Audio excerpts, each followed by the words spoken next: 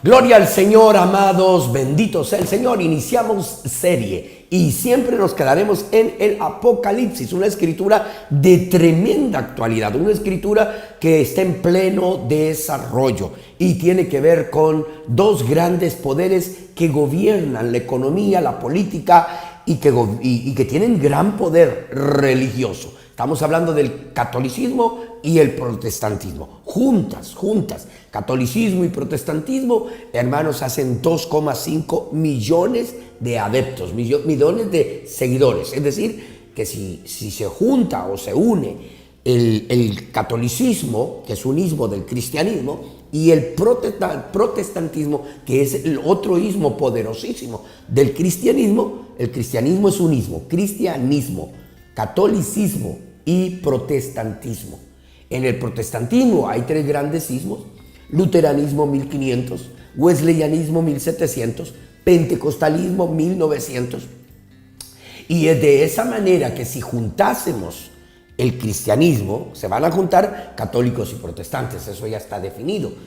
Van a superar el poderío de China y el poderío de la India en cuanto a adeptos al hinduismo o al confucianismo.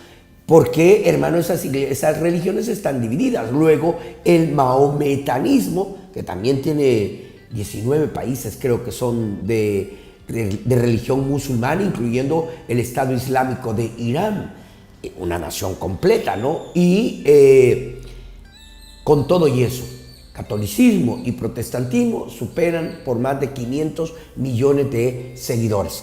Vamos a orar antes de irnos a Apocalipsis capítulo 13 y rogamos a todos ustedes que están en sintonía orar por la continuidad de este tema.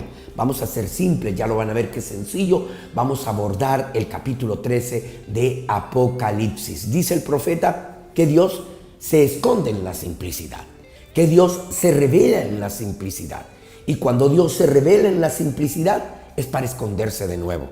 Si Dios se esconde es para revelarse. Si Dios se revela es para esconderse. Entonces todo es en simplicidad. Cuando el Señor Jesucristo habló de la semilla de mostaza, nosotros solo vemos lo superficial de la parábola.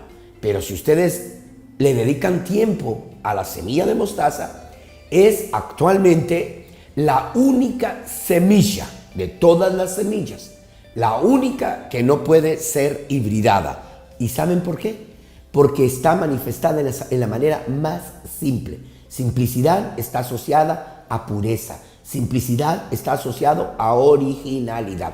Amado Padre, bendito y bondadoso Señor Jesús, en el principio tú creaste los cielos y la tierra, y yo sé que eran perfectos, Padre. Fue algo en la naturaleza o un ser creado el que lo echó a perder todo, Señor. Tú no fallaste, el creador, tú no fallaste, falló una partícula de la creación. Y Padre amado, en el principio tú eras el gran Elohim, pero a la mitad de la Biblia tú viniste a nacer en un pesebre, Padre. Veniste a lavar los pies sucios, polvorientos de los pescadores, de tus discípulos, Señor. Veniste a dejar que te arrancaran pelos de la barba, que te azotaran la mejilla, que escupiesen tu rostro, que te coronasen de espinas. Y como si eso no fuese lo suficiente, te colgaron en un cruento madero, en una cruenta cruz. Eso es simplicidad, Señor. Eso es la forma más sencilla de demostrar tu amor para con la raza humana, demostrar tu plan de redención, la promesa hecha a Adán, la promesa hecha a Eva, que le ibas a dar simiente a la mujer, la promesa que la simiente dada a María heriría la cabeza de la serpiente, aunque la serpiente dejaría su huella en el carcañal, clavado en aquella cruz, traspasado por la lanza en su costado. Señor amado, eso es simplicidad. Allí está la salvación y la redención. Amado mío, vamos a abordar un tema que tú sabes que es escabroso, que es delicado, que es, Señor amado, un tema difícil de exponer. Por eso, y en el nombre bendito de nuestro bendito Señor Jesucristo, nos entregamos a ti, nos encomendamos a ti y suplicamos de ti guianza y dirección de tu Espíritu. Padre, yo sé que ya es una costumbre para ti oírme. Oro por las necesidades de tu pueblo, específicamente por los enfermos. por los perdidos. Hay hijos tuyos que tienen que ser salvos. Por los que se han descarriado, Padre. Por los que se han empobrecido, por los que tienen necesidad, por los que no tienen trabajo, por los que no tienen dinero, por los que no podrán poner en la mesa el pan de cada día. Oro por ellos, Padre. Y también oro, Señor amado, por todos los que ven estas series, estas programaciones, todos los que están con nosotros. Bendice a nuestros televidentes y bendice también de manera especial a los internautas. Padre, en el nombre bendito de nuestro bendito Señor Jesucristo. Amén y amén. Gloria al Señor. Abrimos serie y nos vamos a ir con la Escritura. Apocalipsis 13, del 1 al 10, y vamos a ver la existencia de esa primera bestia. Dice: me paré sobre la arena del mar y vi subir del mar una bestia que tenía 7 cabezas y 10 cuernos, y en sus cuernos 10 diademas, y sobre sus cabezas un nombre blasfemo. Y la bestia que vi era semejante a un leopardo, y sus pies como de oso, y su boca como de león. Y el dragón le dio su poder y su trono, y grande autoridad. Y vi una de sus cabezas como herida de muerte, pero su herida mortal fue sanada. Y se maravilló toda la tierra en pos de la bestia. Y adoraron al dragón que había dado autoridad a la bestia, y adoraron a la bestia diciendo: ¿Quién como la bestia? ¿Y quién podrá luchar en contra de ella? También se le dio boca para que hablase grandes cosas y blasfemias, y se le dio autoridad para actuar 42 meses. Y abrió su boca en blasfemias contra Dios para blasfemar de su nombre, de su tabernáculo y de los que moran en el cielo. Y se le permitió hacer guerra contra los santos y vencerlos.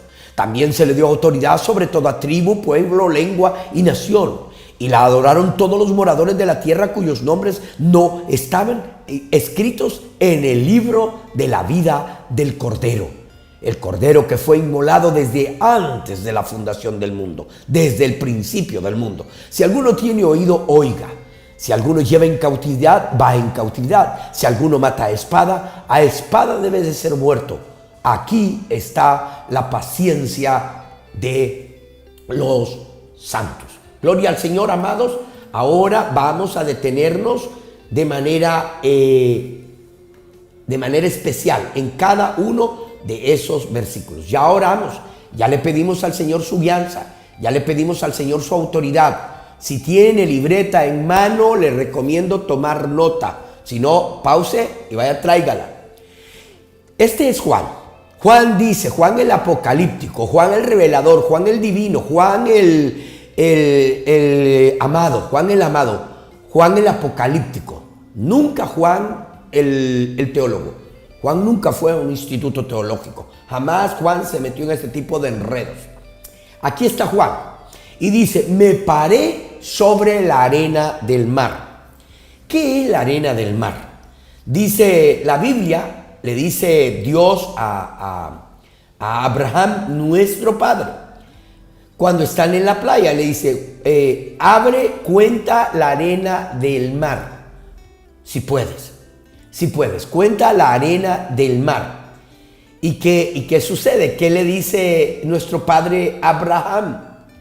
Es imposible, no se puede contar la arena del mar. Y mire cuál es el ejemplo, cuál es el tipo. Le dice el Señor a Abraham: así serán tus hijos, la descendencia que saldrá de tus lomos será como la arena del mar, no podrás contarlos. Ahora, ¿cuándo estuvo Abraham sobre la faz de la tierra? 1700 y fracción de años antes de Cristo. ¿Cuánto hace que vino nuestro Señor Jesucristo? 2000 años. Y la descendencia de Abraham, judea, israelí, hebrea, todavía está allí. El estado de Israel, las 12 tribus que salieron de Jacob están allí. Hermano, cuente entonces cuál ha sido la descendencia. Si entraron 75 a Egipto y 400 años después eran 5 millones de personas. Piense usted, 2 millones de hombres, más mujeres y niños y ancianas. Hermano, eso fue una cosa impresionante. Y luego piense usted todas las generaciones que han transcurrido hasta en pleno siglo XXI. es innumerable, no se puede contar la descendencia de Abraham como la arena del mar. Y Abraham le recuerda a Dios, tú dijiste que íbamos a ser como la arena del mar. Bien, Juan está parado frente al mar y ve subir, él está parado sobre la arena del mar. Y luego ve subir del mar. Apocalipsis, creo que es 17:15, que dice, hermano, que, vamos a ver si tenemos ese texto, 17:15 de Apocalipsis, la mujer que viste sentada sobre las muchas aguas son pueblos, muchedumbres, naciones y lenguas. Entonces, la grande mar aquí no es otra cosa más, hermano, que las multitudes de gentes, las multitudes de personas. 17, verso 15, la mujer sentada sobre la arena del mar nos explica entonces, hermano, qué es lo que significa mar en este caso. Dice, me dijo también, las aguas que has visto donde la mujer o donde la ramera se sienta son pueblos, muchedumbres, naciones y lenguas. También habla de los 10 cuernos. Mira, los 10 cuernos que viste en la bestia, estos aborrecerán a la ramera. Ya vamos a llegar al 17, ahorita estamos en el 13, ¿verdad? Entonces, ahí lo tienen. Vemos entonces, amados, que de esa manera entendemos qué significa arena del mar. Vi subir. Juan estaba parado en la playa. Déjeme decirle que no estaba parado él solo. Al lado de él estaba el dragón, la serpiente antigua que se llama Diablo y Satanás. Eso lo dice Apocalipsis capítulo 12. En el versículo 3, creo 4, dice la serpiente antigua, la que engañó a Eva. La serpiente antigua que es llamada el diablo o Satanás. Entonces, él también, ya lo vamos a ver en el texto bíblico, déjeme un momento. Él también estaba parado allí. Cuando Juan ve subir, cuando Juan ve que de la mar sale esta bestia, ahora fíjense bien que es una bestia. Un caballo es una bestia, ¿cierto? Bueno, una bestia no es otra cosa más que un poder, eso es lo que significa la palabra bestia en la Biblia. Hubieron 4 grandes bestias en el libro de Daniel. Estaba el león, que era Babilonia, el escudo de Babilonia era el león. El león es un poder. ¿Y por qué el escudo de Babilonia era un león? ¿Y por qué la Biblia, antes de que el rey Nabucodonosor optase por poner el león como símbolo o como estandarte de su ejército, por qué la Biblia ya lo llamaba a él como leones? Como leones. ¿Por qué? Porque de todos los reinos que la Biblia reconoce como tal, el imperio babilónico, el imperio medo-persa, que es Irán, el imperio griego y el imperio romano, el imperio más grande, el más excelso fue el imperio babilónico. De hecho, en Babilonia, en Torre de Babel, en el siglo IV, en el año 300, creo que 368 después de Cristo, después del diluvio, porque hubo otro evento en el mismo siglo IV, pero ya en la era cristiana. Después del diluvio, en el siglo IV, Nimrod construye Babilonia. Y hermano, Babilonia es la cuna del paganismo. En Babilonia Satanás tenía su trono. En Babilonia Satanás tenía su lugar, era su lugar de morada. En Babilonia se llegaron a conocer las profundidades mismas de Satanás en la Torre de Babel. La Torre de Babel era la morada misma de Satanás. Torre de Babel, Satanás tenía su trono. Torre de Babel fue donde se conocieron las profundidades mismas de Satanás. Esa es la razón, esa es la causa del por qué Dios tuvo que detenerlos. Estaban malinterpretando la Biblia, estaban torciendo las Sagradas Escrituras. Es allí, en Torre de Babel, donde nace la brujería, la hechicería, el espirituismo, eso de consultar los espíritus. Eso nace allí, en Babilonia. Babilonia se convierte, hermanos, en la cuna, el nacimiento de toda religión pagana. Ahí nace el politeísmo, ahí nace la brujería, ahí nace la hechicería, ahí nace el lenguaje esotérico. Babilonia es la cuna del politeísmo. Babilonia es la cuna hermanos, del paganismo. La doctrina trina de 3 dioses distintos, comienza allí en Babilonia. Nimrod para ellos era Dios, Nimrod, el que se hizo grande, el primer anticristo de la era postdiluviana, Nimrod. Y hermano, es que hay un texto que dice que él fue en contra de Dios. Entonces, hermanos preciosos, cuando ustedes ven a Nimrod, Nimrod muere, su esposa se llamaba Semiramis, ella se convierte en una virgen cuando Nimrod muere.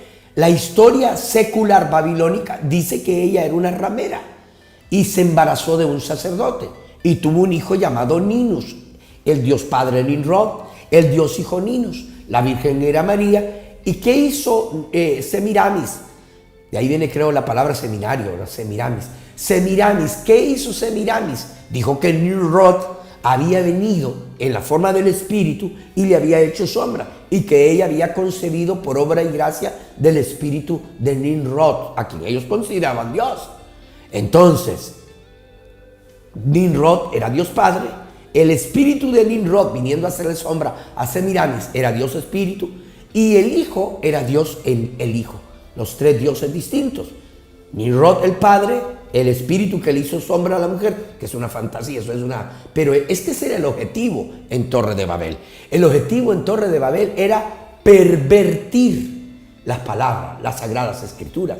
Ese era el objetivo de Torre de Babel. Allí es donde efectivamente nace lo que nosotros conocemos como el paganismo. En Torre de Babel se origina el paganismo. Bien, entonces, ahí lo tienen. El paganismo comienza en Torre de Babel. Y, hermanos preciosos, las cuatro grandes bestias del libro de Daniel, la primera es el león, por eso era la cabeza de oro de la estatua de Nabucodonosor. Luego vino el oso que era más alto de un lado, ¿no? Cojeaba de un lado porque el reino medo era más pequeño que el reino persa. Persa es Irán. Persia, que es Irán, absorbió a Media y se convirtieron en el reino persa, los persas, los guerreros persas. Entonces, amados hermanos, ahí lo tienen ustedes. El reino persa fue comparado con un oso. Y luego vino Alejandro Magno, que es el reino de Grecia, el reino que fue comparado con un leopardo. ¿Por qué causa? Porque volaban, hermano. Tenía alas el imperio griego. Se expandió a toda la tierra habitada en ese tiempo. A donde había un habitante, allí estaba el imperio griego gobernando. Y fueron comparados con leopardos. Es decir, el poder del imperio griego era similar al poder de un leopardo, la velocidad de un leopardo. Entonces, luego vino, hermano, el imperio romano, que venció al imperio griego y fue comparado con un dragón. La bestia de Daniel, del libro de Daniel, mezcla el poder del león, el poder del oso, el poder del leopardo en el poder del dragón. Es lo mismo que estamos viendo en Apocalipsis capítulo 13. A diferencia que en el libro de Daniel está hablando del imperio romano, de Europa, la continental. Y aquí está hablando de un imperio papal. Aquí está hablando de algo religioso. Recuerden, hermano, que el libro de Apocalipsis es un libro profético. Entonces, no puede estar hablando Apocalipsis del pasado. Apocalipsis está hablando del futuro, de un futuro que va a marcar la historia, ¿no? De eso habla Apocalipsis. Nunca pongan Apocalipsis en la historia. Un capítulo que parece histórico, pero que es profético, es el 12. El 13 también, cuando se escribe, entre el 95 y el 96, era profecía. Porque ustedes pueden decir, esta es Europa, la continental. No. Del verso 1 al 10 se cumplió en el siglo IV, del año 35, 36, 37, 38. Probablemente 39 todavía se vio afectado por ese giro político religioso que le dio Constantino al mundo entero. Cuando, hermano, amalgamó. Ustedes saben la historia. Constantino tiene un sueño. En el sueño le dicen, ve una cruz que desciende del cielo. oye una voz que le dice: con este signo vencerás. Pone ese signo en sus escudos, en los estandartes de su ejército. Llega a Roma, Diocleciano sale para recibirle, pero los soldados de Diocleciano, que estaban por toda la ribera del río y en medio del puente esperando a Constantino para emprender la guerra, se arrodillan, porque sin que Diocleciano lo supiera, muchos de su ejército se habían convertido al cristianismo por el testimonio mismo de los cristianos que Diocleciano había matado durante los últimos 10 años. 10 años. Entonces, ¿qué toma lugar? Toma lugar, hermanos, que Diocleciano se sorprende al ver de rodillas a muchos de sus soldados y sin derramar sangre, Constantino cruza el puente, conquista Roma y se convierte en el emperador, ¿verdad? Y de hecho comienza a tratar de fusionar la religión de mayor éxito en los primeros 4 siglos. Es el cristianismo, es la única religión que tiene poder, es la única religión que cambia, es la única religión que transforma. El cristianismo puro, la sana doctrina, toma un borracho tirado en la zanja, hermano, comiéndose su propio vómito, lo saca y en 30 días es una nueva criatura. Nadie lo puede creer. Toma gente que vende cocaína y lo convierte, toma cocaíneros y los convierte, borrachos y los convierte. Esta semana que pasó tuve la oportunidad de saludar a la dueña del billar, a la dueña de la cantina. Era la única que tenía planta eléctrica, la alquiló para una campaña y terminó convirtiéndose. Y hoy hay una tremenda iglesia en esa aldea. Ese es el poder del cristianismo. El paganismo no te cambia. El paganismo sigue bebiendo, sigue robando, sigue mintiendo y vas a comulgar y haces todo lo demás. Y no puedes cambiar porque no tiene poder. La religión no tiene poder. No importa cuánto des, cuánto hagas, hermano, viernes, sábado y domingo eres un cristianazo, una cristianaza, lunes, martes, el miércoles ya estás descarriado, hablando malas palabras y haciendo cosas indebidas, porque la religión no tiene poder. El cristianismo, la palabra de Dios, tiene poder. Tú puedes cambiar. La palabra puede cambiarte, la palabra puede transformarte, la palabra puede hacer lo que la religión no puede hacer. Entonces Constantino vio que el cristianismo tenía ese algo, ¿no? Que cambiaba, que transformaba, y era una religión expansiva, se había expandido, hermano, por todo el mundo habitado, habían cristianos en toda tribu, lengua, pueblo y nación. Constantino sabía que era un poder espiritual y quiso traerlo y reunirlo con el otro poder que ya existía, el poder del paganismo. El paganismo comenzó en Babilonia, fue exportado a Grecia y estuvo ahí durante todo el imperio griego. Se llamó, en Babilonia se llamaba la mitología, un mito. La mitología babilónica. Cuando los sacerdotes átalos lo traen a Grecia, específicamente a la ciudad de Pérgamos, allí se convierte en la religión oficial del imperio griego, pero pasó a llamarse mitología greco-babilónica. La mitología griega que fue heredada de Babilonia, de Torre de Babel. Luego entonces, hermano, después, Roma conquista Grecia, ustedes lo saben, y justo en la guerra, los sacerdotes átalos, para que eso no se perdiese, para que no fuese a ser destruida los misterios babilónicos, los misterios de la Torre de Babel, trasladan esos libros y hoy están en el Vaticano, en la librería del Vaticano, en criptas, hermanos, climatizadas. Ahí hay libros que proceden de la Torre de Babel, literalmente. ¿Por qué cree usted que el Código de Da Vinci fue tan fuertemente atacado y censurado? ¿Por qué decía ese tipo de cosas? ¿Por qué hablaba de ese tipo de cosas? ¿Por qué cree usted que Da Vinci toma Mona Lisa para decir ¿por qué cree que el Tom Brown, creo que se llamaba, o Dan Brown, no me acuerdo, el de la película El Código de Da Vinci? ¿Por qué? Porque Leonardo da Vinci tenía acceso a esos libros, pero no los dejan sacar. Entonces él tomaba eso y lo ponía en sus obras de arte. ¿Saben qué era? Lenguaje esotérico. ¿Saben qué fue lo que hizo que una canción sin sentido vive la vida loca, causase tanto impacto? Porque el lenguaje que usan ahí es esotérico. Todo el lenguaje, la tela de la araña, el diente del dragón, todo eso es esoterismo. ¿Y dónde salió el esoterismo? Salió de Babilonia. Fue traído a Grecia, llamado mitología greco-babilónica. Luego fue trasladado a Roma. Y en Roma fue llamada la mitología greco-romana. Es decir, que la influencia de Grecia jamás salió de esa palabra. Pero al final, ¿cómo lo llama la Biblia? La mitología babilónica.